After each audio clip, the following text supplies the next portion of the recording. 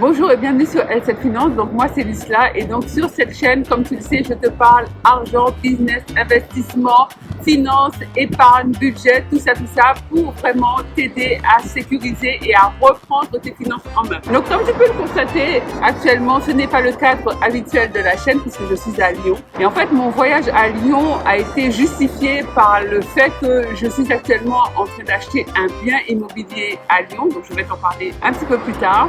Et également la sortie de mon livre sur la liberté financière, comment la vie m'a amené sur le chemin de la liberté financière, qui est actuellement encore normalement au moment où tu vois cette vidéo en tarif promo. Donc va dans la barre de description, sécurise ton exemplaire parce que ce tarif-là ne va pas rester longtemps. En fait, pourquoi j'ai voulu faire cette vidéo, c'est parce que hier, lorsque je suis arrivée en France, à Paris, et j'ai vécu une mésaventure et je me suis dit, là, c'était vraiment une belle leçon que j'avais envie de partager avec toi. En fait, je suis arrivée hier aux alentours de 11h moins le quart à l'aéroport Charles de Gaulle et j'avais un train à prendre pour venir à Lyon 2 heures après. Donc effectivement le timing était quand même assez serré et la bonne nouvelle c'est que Air France est arrivé 25 minutes avant l'heure. Donc lorsque l'avion a atterri, donc j'ai remercié le Seigneur parce que c'était génial. Ça me faisait gagner 25 minutes sur mon timing qui était quand même assez serré pour pouvoir attraper le train à Gare de Lyon. Et en fait ce qui s'est passé c'est que lorsque l'avion a atterri, à un moment donné,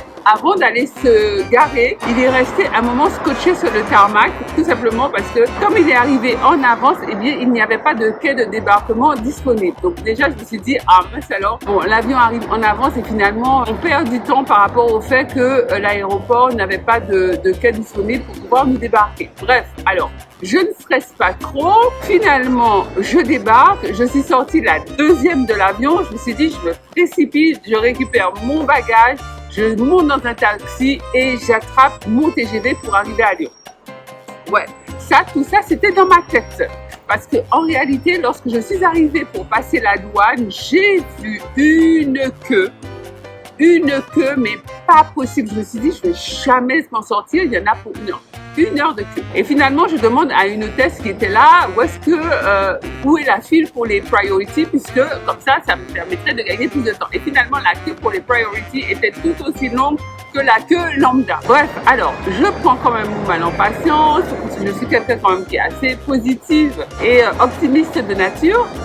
Et tant bien que mal, bon, j'arrive au bout d'un long moment à passer la douane. Je me précipite vers ma valise pour pouvoir la récupérer et je vois que ma valise venait de passer devant moi. En gros, j'ai pas eu le temps d'arriver et elle allait refaire un grand tour encore avant que je puisse la récupérer. Je me suis dit bon, mais on continue de positiver, d'avoir la foi et voilà, je récupère ma valise, mais on est à Charles de Gaulle. Alors Charles de Gaulle, entre le moment où on descend l'avion et le moment où on récupère la valise, c'est tout un monde. C'est-à-dire qu'il faut prendre une sorte de petit train pour changer de terminal. Enfin bref, c'est immense comme aéroport. Donc, je sors enfin de cet aéroport, je tombe dans un taxi, j'attrape un taxi et j'ai pas fait la queue pour le taxi. Donc ça, c'est super.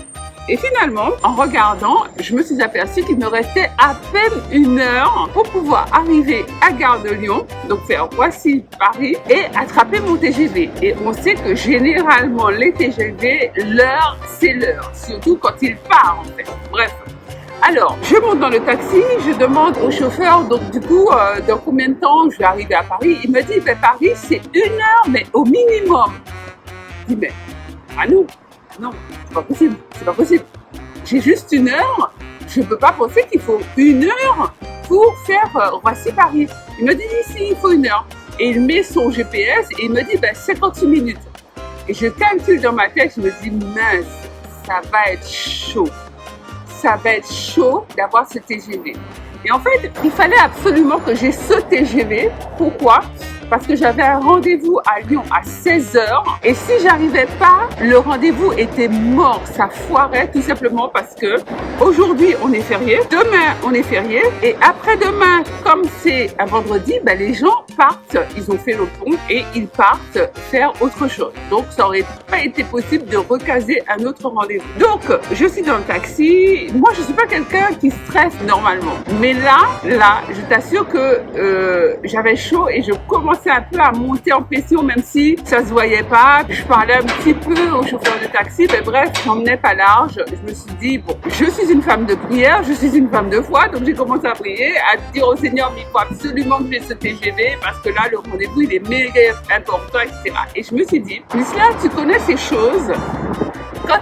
Quand il s'agit de spiritualité, d'énergie, de vibration, je sais très bien qu'il ne faut pas manifester l'énergie, la mauvaise énergie par rapport au but qu'on a atteint. Faut pas que je me stresse, faut pas que je commence à avoir des pensées bizarres dans ma tête, faut pas que j'imagine le pire, du genre que je loupe le TGV. Et donc je me suis dit, écoute, ressaisis-toi et fais ce qu'il faut pour que tu disposes l'univers de manière à avoir ton TGV.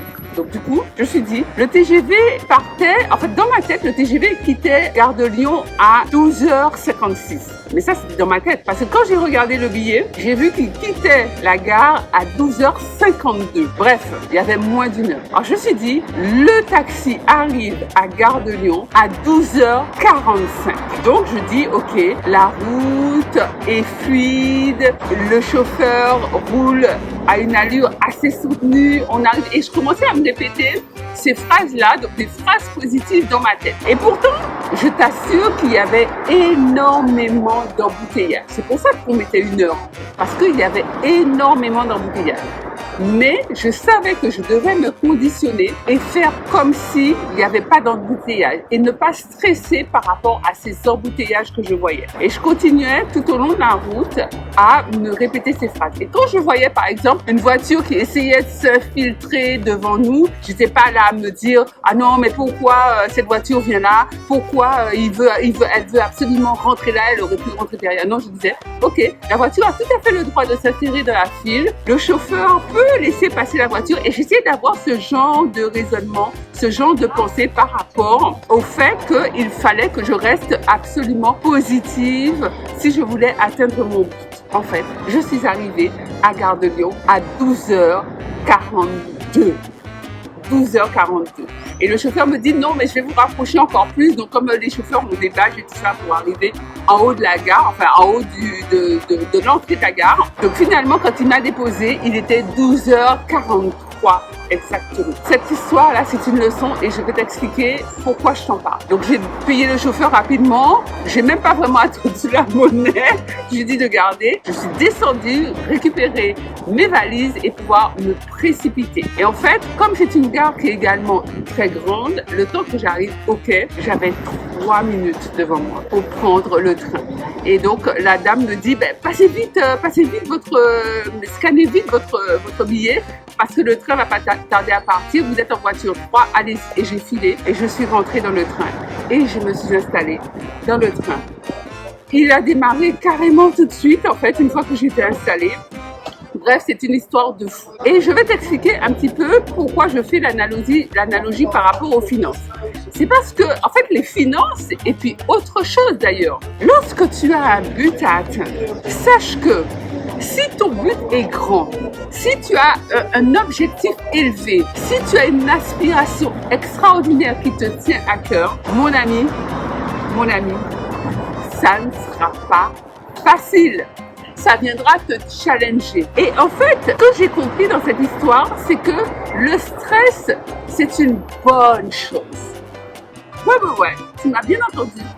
En fait, dans des cas importants, dans des cas challengeants, quand tu as des défis importants qui valent le coup, le stress est important. On ne te l'a pas dit ça souvent, je suppose, puisque même moi, j'aurais pas dit ça avant. Pourquoi le stress est important? C'est parce que ça va te donner cette dose d'adrénaline qui va te permettre de rester focus et motivé vers l'objectif.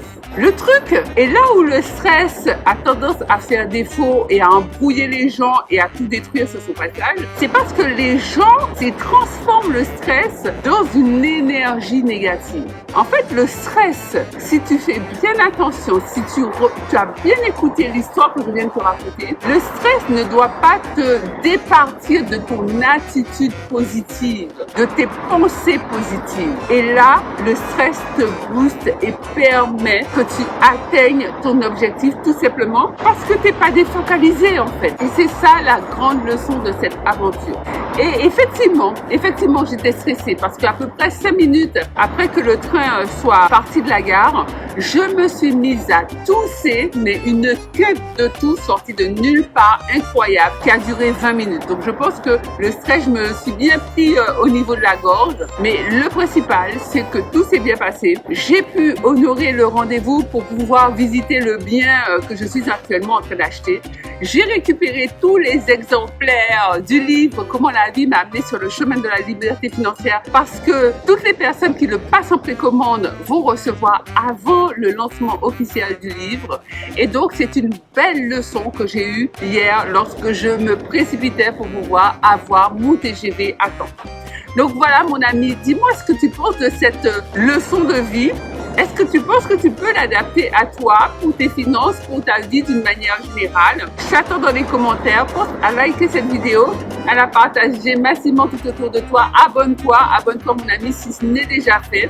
Et je te dis à très très vite pour une nouvelle vidéo. Rappelle-toi que toutes les informations à propos du livre sont en barre de description. Tu l'as à un tarif bijou, rien que pour toi. Va checker ça en barre de description.